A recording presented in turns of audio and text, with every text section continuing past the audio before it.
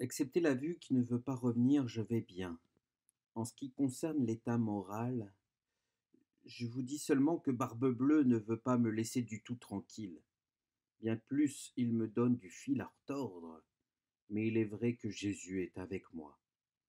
Je fais continuellement une indigestion de consolation.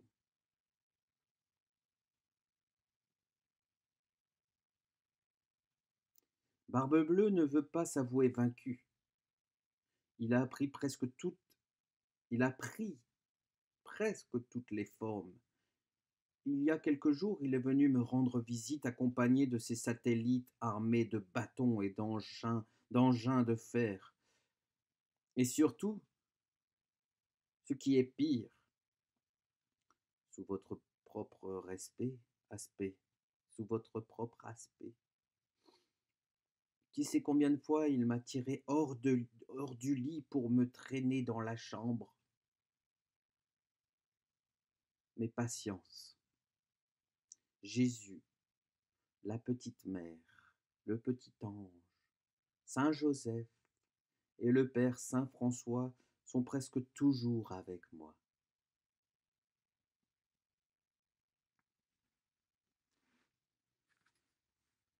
Barbe-Bleue, avec plusieurs de ses pères, ne cesse de me battre, je dirais presque à mort, à l'exception du mercredi. Mais Monsieur le Seigneur, avec les autres nobles personnes célestes, me réconfortent par leurs fréquentes visites. Du jeudi soir au samedi, on souffre, et on souffre beaucoup. Tout le spectacle de la passion se présente à moi, et imaginez s'il peut y avoir une consolation au milieu de tout cela. En ces jours-là, plus que jamais, notre ennemi commun développe tous ses efforts pour me perdre et me détruire, comme il me le répète toujours.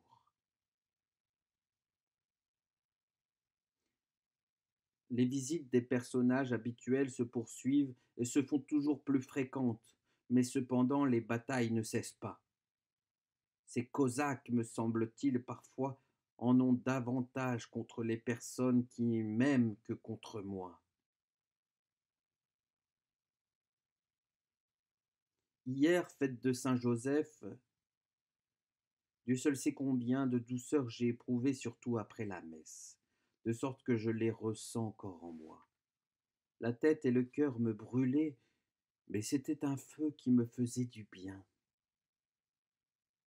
Ma bouche éprouvait toute la douceur des chairs immaculées du Fils de Dieu. Aussi en ce moment où je sens encore tout, je réussissais à ensevelir pour toujours dans mon cœur ces consolations. Je serai certainement dans un paradis. À quel point Jésus me rend heureux, que son esprit est doux. Je suis plein de confusion et je ne sais rien faire d'autre que pleurer et répéter Jésus, ma nourriture. Ce qui m'afflige le plus, c'est que je paie tant d'amour de Jésus pour une si grande ingratitude. Il m'aime toujours et me sert toujours davantage contre lui. Il a oublié mes péchés, et l'on dirait qu'il ne se souvient que de sa miséricorde. Il vient en moi chaque matin et déverse dans mon pauvre cœur les effusions de sa bonté. Si je le pouvais, je voudrais laver avec mon propre sang ces lieux où j'ai commis tant de péchés, où j'ai scandalisé tant d'âmes.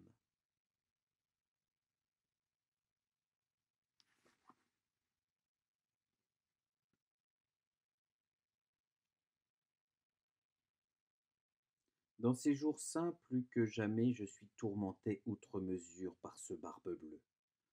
Je vous prie donc de me recommander vivement au Seigneur, afin qu'il ne me fasse pas devenir la victime de cet ennemi commun.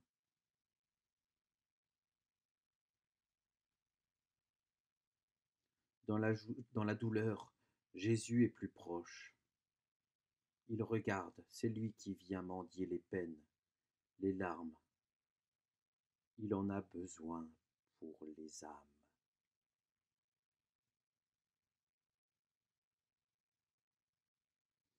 J'étais encore au lit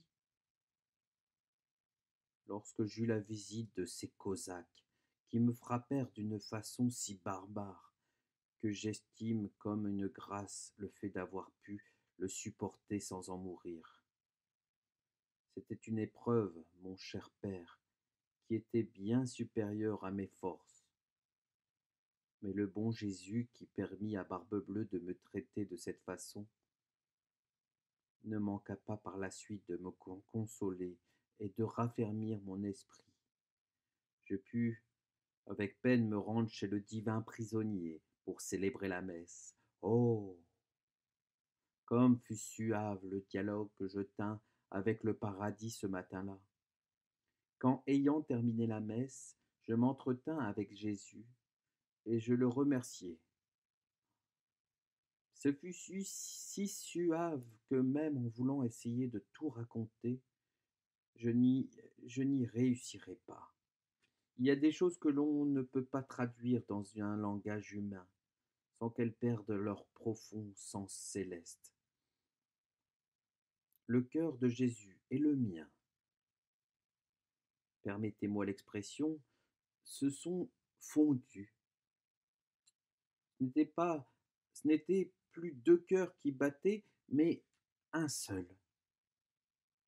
Le mien avait disparu comme une goutte d'eau se perd dans la mer.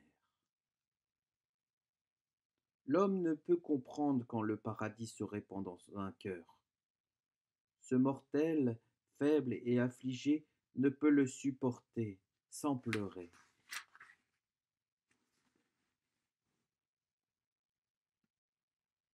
Sur la Vierge Marie.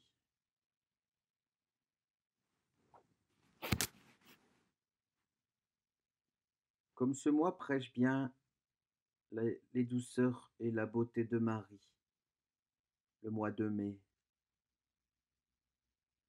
Combien de fois n'ai-je pas confié à cette mère les pénibles angoisses de mon cœur agité?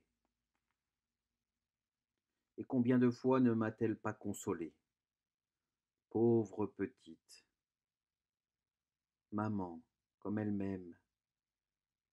Je m'en suis à nouveau rendu compte quand, dès la première heure de ce mois, avec beaucoup de soin, elle m'a elle-même accompagné à l'autel ce matin.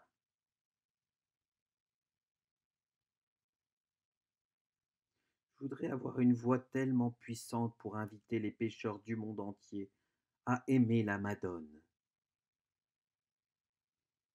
Mais puisque cela m'est impossible, j'ai prié et je prierai encore mon petit ange de remplir pour moi ce devoir. Le démon continue à me terroriser.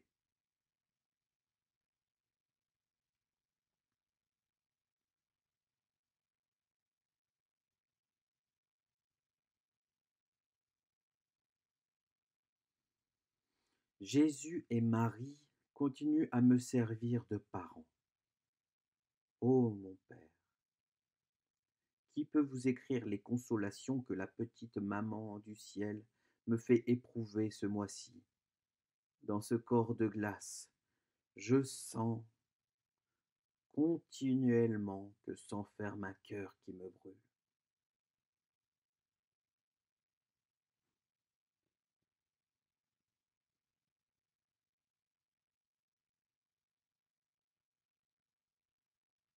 Mais le démon ne me laisse pas une minute en paix. Et j'ai eu des nouveaux déchirements intérieurs. Je sens que si Jésus continue à me brûler le cœur et les entrailles le matin avant de m'unir à lui, je ne pourrai plus résister et je m'en irai. Ah, si je pouvais m'en aller réellement et vite.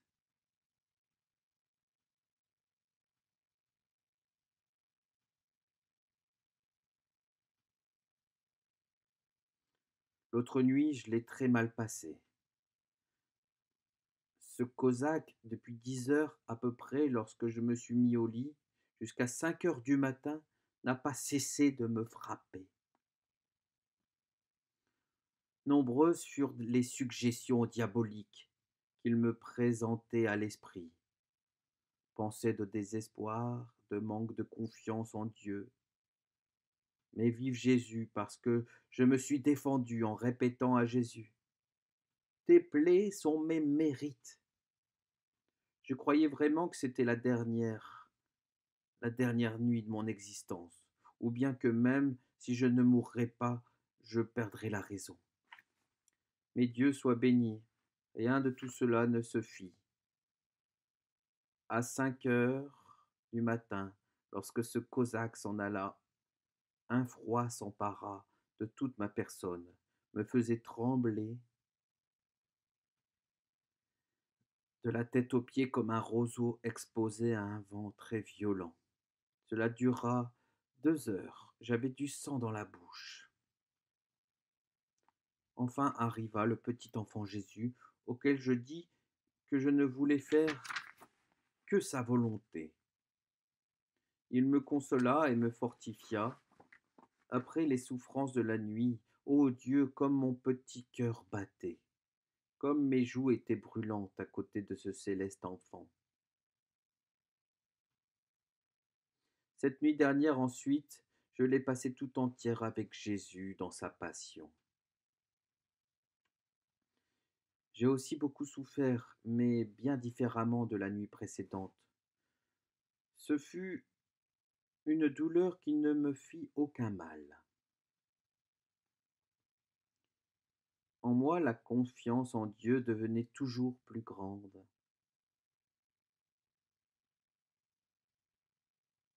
Je me sentais toujours davantage attiré vers Jésus, sans qu'il y ait près de moi aucun feu. Je me sentais brûlé à l'intérieur, sans aucun lien sur moi. Je me sentais pourtant serré contre Jésus et lié à lui. Je me sentais brûlé de 1000 flammes qui me faisaient vivre et qui me faisaient mourir. Je souffrais donc. Je vivais et je mourais continuellement. Il y a déjà longtemps que je voulais vous écrire, mais Barbe-Bleue m'en a empêché. J'ai dit qu'il m'en a empêché parce que, à chaque fois que je me décidais à vous écrire, voilà qu'un violent mal de tête me prenait. Elle semblait devoir éclater sur le champ. À cela s'ajoutait une très violente douleur au bras droit, me mettant dans l'impossibilité de tenir une plume en main.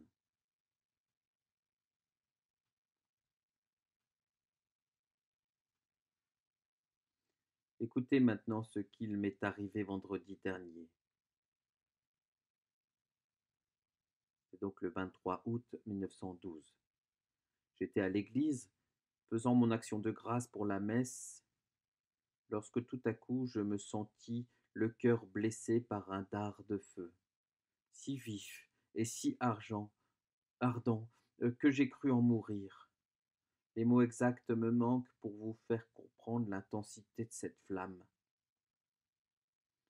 De fait, je suis incapable de m'exprimer.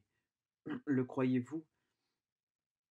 L'âme victime de ces consolations devient muette. Il me semblait qu'une force invisible me plongeait tout entier dans le feu. Mon Dieu, quel feu! Quelle douceur! De ces transports d'amour, j'en ai éprouvé beaucoup et pendant un certain temps, je suis resté comme hors de ce monde. Les autres fois cependant, ce feu a été moins violent, mais cette fois-ci, un instant, une seconde de plus, et mon âme se serait séparée de mon corps. Elle s'en serait allée avec Jésus. Oh, quelle belle chose de devenir victime d'amour.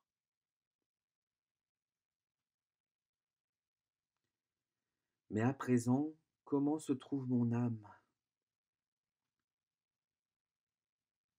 À présent, Jésus a retiré son javelot de feu, mais la blessure est mortelle.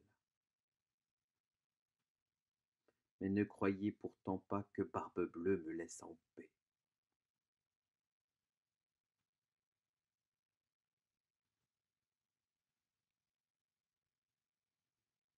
J'ai cherché soigneusement les lettres, mais je ne les ai pas trouvées.